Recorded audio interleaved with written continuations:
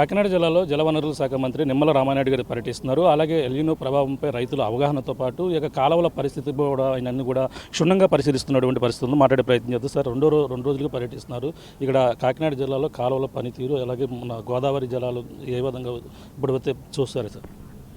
Super El Niño effect మనకు కనపడుతూ ఉంది. గత 2 మాసాలుగా 69% మైనస్ వర్షపాతం గోదావరి డెల్టా ప్రాంతంలో ఉన్నటువంటి పరిస్థితి. ఇటువంటి స్థితిలో 10,40,000 ఎకరాలు గోదావరి ఆయకట్టుకు eastern delta, western delta, central డెల్టాకి నీరిస్తూ ఉన్నాం. At the same time Yeleru రిజర్వాయర్కి సంబంధించి ఒక 53,000 ఎకరాలు ఆయకట్టుకి కూడా నీరు ఇవ్వాలనేటువంటి ఉప ముఖ్యమంత్రి వర్యులు పవన్ కళ్యాణ్ గారు, చంద్రబాబు నాయుడు గారు కూడా కష్టమైన ఇబ్బంది అయినా ఏ రకంగా మార్గాలుంటే అన్ని మార్గాలను కూడా అన్వేషించుకుని ఒక 10 రూపాయలు ఖర్చు పెట్టైనా సరే వాటర్ ఇచ్చేటువంటి అవకాశాలన్నింటినీ కూడా పూర్తి స్థాయిలో పరిశీలించమని చెప్పినటువంటి బాధ్యతల్లో నిన్న ఈరోజు 2 రోజులుగా ఈ యొక్క ఈస్టర్న్ కెనాల్ వెంబడి అదేవిధంగా ఈ యొక్క ఏలేరు రిజర్వాయర్ కాలువల వెంబడి కూడా ఎక్కడికక్కడ నీటి మట్టాలని పరిశీలించుకుంటూ ఎక్కడికక్కడ లాకుల దగ్గర వాటర్ లెవెల్ని ఎస్టిమేట్ చేసుకుంటూ ఆ కెనాల్స్లో కూడా ఇప్పుడున్నటువంటి పరిస్థితి ఏంటి, ఇంకా మెరుగ్గా వాటర్ ఫ్లో కావాలంటే ఇంకా ఏమేమి చర్యలు మనం ఇరిగేషన్ తీసుకోవాలనే దాని మీద నిన్న పిఠాపురంలో రివ్యూ చేసుకున్నాం. అదేవిధంగా ఈరోజు మార్నింగ్ ఒక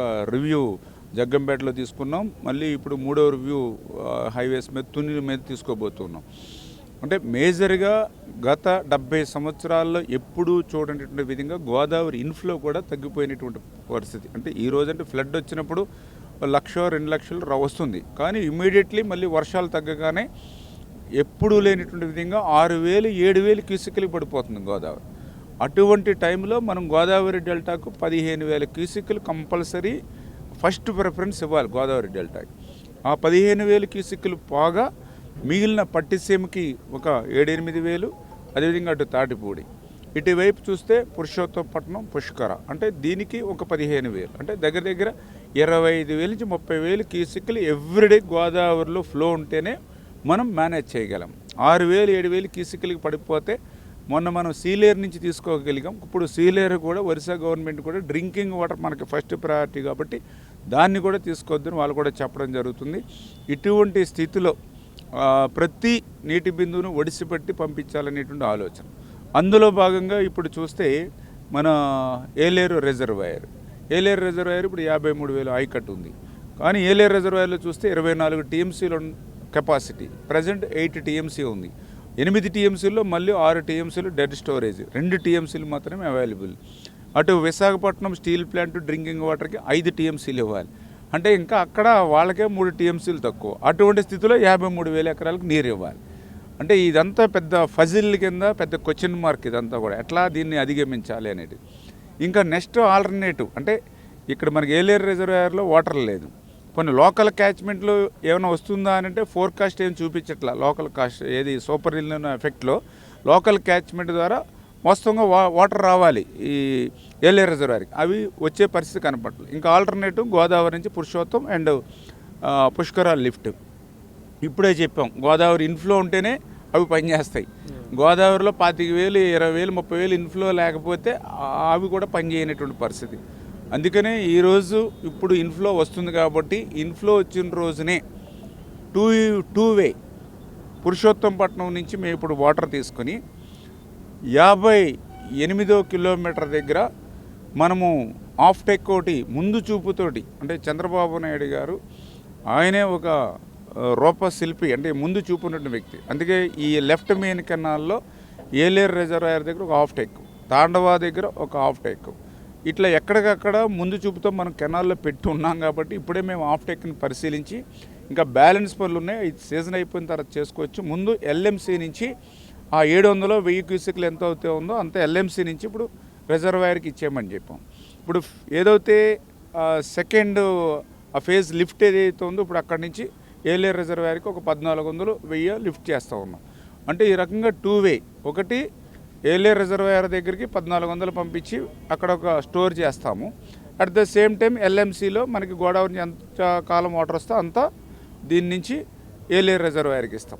రేపొద్దుట ఫ్యూచర్లో అక్కడ వాటర్ ఫ్లో అవుతే కొంత ఇందులో రిజర్వ్ చేసుకున్న నీటిని అటు విశాఖపట్నానికి అటు ఏలేరు రిజర్వాయర్కి, అంటే ఇట్లా మైక్రో లెవెల్లో గ్రౌండ్ లెవెల్లోకి వచ్చి పని చేసుకుంటూ ఉంటే ఇటువంటి ఫలితాలు వస్తూ ఉన్నటువంటి పరిస్థితి.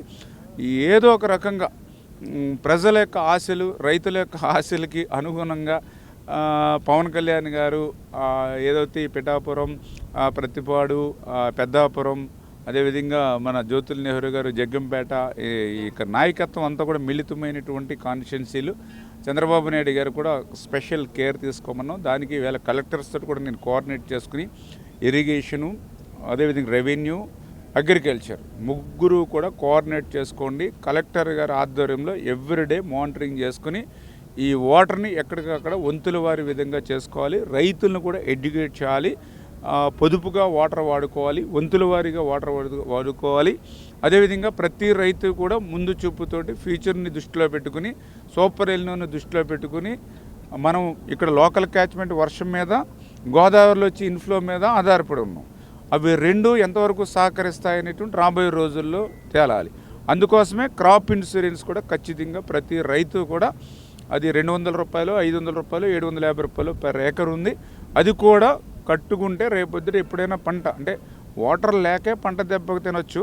At the same time super ఎల్నినోలో భాగంగా ఈరోజు చెప్తూ ఉన్నారు, టెంపరేచర్స్ కూడా బాగా పెరుగుతాయి, హై టెంపరేచర్స్ కూడా రేజ్ అవుతాయి, వడగాలుపులు వస్తాయి ఫ్యూచర్లో అని చెప్తున్నారు. అటువంటి వచ్చినప్పుడు కూడా ఈల్డింగ్ తగ్గు, అంటే ఏ రకమైనా సరే సేఫ్గా ఉండాలని అంటే ఆ 200, 500, 700 గురించి ఆలోచించకుండా రైతులు కొంచెం కోఆపరేట్ చేసి ఆ ఇన్సూరెన్స్ని కూడా మనం కట్టుకుని ప్రిపేర్గా ఉండాలి. దానికి కూడా అధికారులను కూడా సమాయత్తం చేయమని ఈ రకంగా ఇటువంటి ఎఫెక్ట్ ఎప్పటి వరకు ఉండే అవకాశం ఉంది సార్? ఎల్నినో ఎఫెక్ట్ మీద రైతులకు ఎటువంటి సూచనలు ఇస్తున్నారు అధికారులు కూడా? అంటే ఈ ఎల్నినో మీకు తెలుసు, మొన్న జూన్ నుంచి దీని ప్రభావం మనకు కనిపిస్తూ ఉంది. పర్టికులర్గా మన ఇండియా గవర్నమెంట్, ఇండియా మన భారతదేశం అంతా, అందులో భాగంగా మన ఆంధ్రప్రదేశ్. దీని ప్రభావం రేపు సెప్టెంబర్, అక్టోబర్కి ఇంకా పెరుగుతుందని అంచనా వేస్తూ ఉన్నటువంటి పరిస్థితి. రాబోయేటువంటి జనవరి, మే నెల వరకు దీని ప్రభావం ఉంటుందని అంచనా వేయడం జరుగుతుంది. అందుకే రేపు 2027 జూన్ వరకు కూడా వాటర్, డ్రింకింగ్ వాటర్కి హై ప్రయారిటీ ఇచ్చి దాన్నంతా కూడా స్టోర్ చేసుకోవాలి. హై ప్రయారిటీ 2027 జూన్ వరకు డ్రింకింగ్ వాటర్ హై ప్రయారిటీ అనేది ఇవాళ గవర్నమెంట్ ఆఫ్ ఇండియా కూడా మనకి ఇచ్చేటువంటి ఇన్స్ట్రక్షన్స్. అలాగని మనం ఒక్కొక్కసారి వర్షాలు లేవంటే ఇప్పుడే మన కళ్ళెదర పెద్ద వర్షం పడవచ్చు, ఇదేంటి ఇప్పుడే వర్షం లేదన్నారు, ఎట్లా పడింది? ఈ సూపర్ ఎల్నినో ఎఫెక్ట్లో అనిశ్చితంగా వర్షాలు లేకుండా పోవడం ఎంత ఇదో, ఒక్కొక్కసారి క్లౌడ్ బరస్ట్ కూడా సడన్గా జరిగి ఉప్పిన్లా వర్షం పడిపోయే పరిస్థితులు కూడా ఉన్నాయి. కొన్ని చోట్ల ఇప్పుడు కూడా మనం చూస్తూ ఉన్నాం, పెద్ద పెద్ద కొండ చర్యలు వీడికి వేలాది మంది నిరాశ్రయులు అవుతున్న పరిస్థితి కూడా. అంటే ఇట్లాంటి పరిస్థితులన్నింటినీ కూడా బేరీ చేసుకుని నేను చెప్పేది ఏంటంటే, ఈరోజు ఒక ప్రజాప్రభుత్వం, వేళ ఒక తెలుగుదేశం, జనసేన, బీజేపీ ఒక ప్రజాప్రభుత్వం ఈరోజు అధికారంలో ఉంది కాబట్టి ఇట్లా మంత్రుల దగ్గర నుంచి ముఖ్యమంత్రి, ఉప ముఖ్యమంత్రులు, మంత్రుల్ని, కలెక్టర్ని అందరినీ ఎప్పటికప్పుడు ఎడ్యుకేట్ చేసి వాళ్ళని యాక్టివ్ చేసి ఇట్లా కాలువల గొట్ల మీద, ఏటుగొట్ల మీద, చాలా గొట్ల మీద తిరుగుతూ ఉన్నాము. అందుచేతే ఈ నీరు లేనిటువంటి స్థితిలో కూడా, త్రాగునీరే గగనమవుతున్నటువంటి స్థితిలో కూడా ఈ మాత్రం సాగునీరు ప్రస్తుతానికి ఇవ్వగలుగుతున్నామంటే ఈ ప్రభుత్వం కష్టపడి పనిచేసేటువంటి తత్వం. ఇటువంటి స్థితిలో కూడా మీరు చూస్తూ ఉన్నారు, ఇవాళ ఇక్కడ ప్రతిపక్ష హోదా లేకపోయినప్పటికీ కూడా ఆ నాయకుడు వ్యవహరిస్తున్నటువంటి తీరు కూడా మీరు చూస్తూ ఉన్నారు. ఒక పక్కన ఉత్తరాంధ్రలో మరి భోగాపురం ఎయిర్పోర్టు, అంటే ఒక ఇంటర్నేషనల్ ఎయిర్పోర్ట్, అంటే ఈరోజు ఒరిస్సా స్టేట్ నుంచి కూడా రేపొద్దు ఓన్ చేసుకుంటారు దాన్ని. అటువంటి ఉత్తరాంధ్ర రూపురేఖలు మారేటువంటి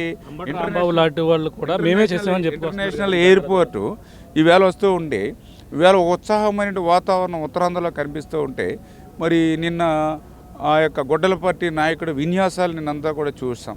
పోనీ ఆయన వెళ్ళింది ఎక్కడికి వెళ్ళాడు, ఎవరిని పరామర్శించాడు, మీరు అందరూ కూడా చేశారు. ఎవరైనా చనిపోయినటువంటి వ్యక్తిని పరామర్శిస్తారు, ఈయన హత్య చేసినటువంటి వ్యక్తిని పరామర్శించడానికి వెళ్ళాడు. అంటే అసలు నాకు తెలుసుండి ప్రపంచంలో ఆ రకమైనటువంటి ధైర్యం చేసేటువంటి వ్యక్తి ఎవరు ఉండరు అని నేను అనుకుంటా. చాలా దారుణమైనటువంటి విషయం. కనీసం మరి బొత్స లాంటి వాళ్ళు కూడా పక్కన ఉంటారు, మరి ఆయనైనా చెప్పాలి. ఇది తప్పుగా ఉంటుంది. చనిపోయిన వ్యక్తిని పరామర్శించాలి కానీ హత్య చేసిన వ్యక్తిని పరామర్శించడం ఏంటని మరి బొత్సాలంటే అని కూడా మరి ఎందుకు ఆయనకి చెప్పలేదో నాకు అర్థం కాల.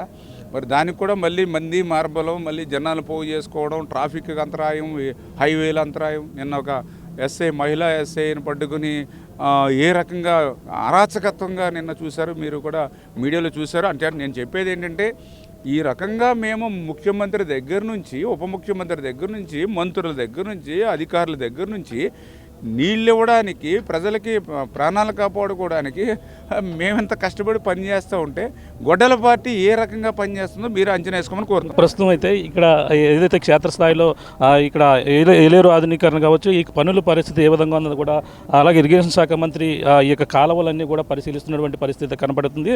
మొత్తం మీద అయితే ఈ నిన్న ఈ రోజు అంటే కాకినాడ జిల్లాలో ఆయన అయితే పర్యటిస్తున్నారు. కాకినాడ జిల్లాలో పర్యటనలో భాగంగా ప్రధానంగా చూసుకుంటే ఇక్కడ ఏదైతే ఏలేరులో ఉన్నటువంటి పూడికలు కావచ్చు, అలాగే ఇప్పటికే ఏలేరు నుంచి అయితే అవి క్యూసెక్కుల నీటిని కిందకి ఏపీ ఉప ముఖ్యమంత్రి పవన్ కళ్యాణ్ గారు ఆయన ఆదేశాలతో, ఆయన సూచనల మేరకు అయితే ఇప్పుడు 1000 క్యూసెక్కుల నీటిని అయితే ఇక్కడ ఏలేరు 4 నియోజకవర్గ ప్రజలు అయితే ఆధారపడతారు, వాటికైతే నీటిని అయితే విడుదల చేస్తారు. అంతేకాకుండా ఇటువంటి పరిస్థితులు ఇప్పుడు ఒక పక్కన ఎల్నినో ప్రభావం ఇక ఉన్న నేపథ్యంలోనే ప్రతి చుక్క కూడా ఏ విధంగా రైతులు ఉపయోగించుకోవాలి, రైతులకి అలాగే అధికారులు ఏ విధంగా నీటిని సప్లై చేయాలనే దాని మీద కూడా క్షేత్రస్థాయిలో పరిశీలించడమే కాకుండా నిన్న ఈ రోజు కూడా అధికారులకు పలు సూచనలు, సలహాలు కూడా ఇవ్వడం, రైతుల నుంచి కూడా పలు అభ్యర్థనలు కూడా స్వీకరిస్తూ, అలాగే జలవనరుల శాఖ మంత్రి అయితే పర్యటన అయితే నిమ్మల రామానాయుడు రెండో రోజు అయితే కాకినాడ జిల్లాలో కొనసాగుతున్నటువంటి పరిస్థితి ప్రధానంగా ఉంది. అలాగే మరో పక్కన ఏ విధంగా రైతులకు నీరు ఏ విధంగా ఇవ్వాలి, ఏ విధమైనటువంటి పరిస్థితులు ఉన్నాయని కూడా చూస్తున్న నేపథ్యంలోనే మరో పక్కన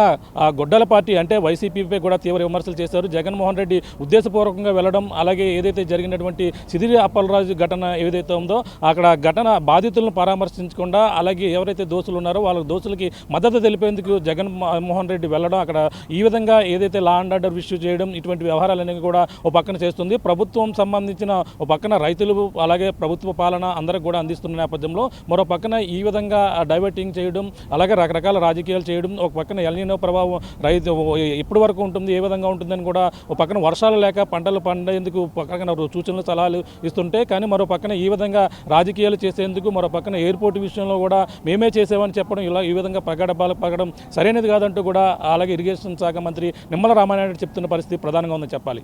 రాజు మనల్లితో ప్రకాష్ ఆర్టీవీ ఈ యొక్క అన్నవరం నుంచి.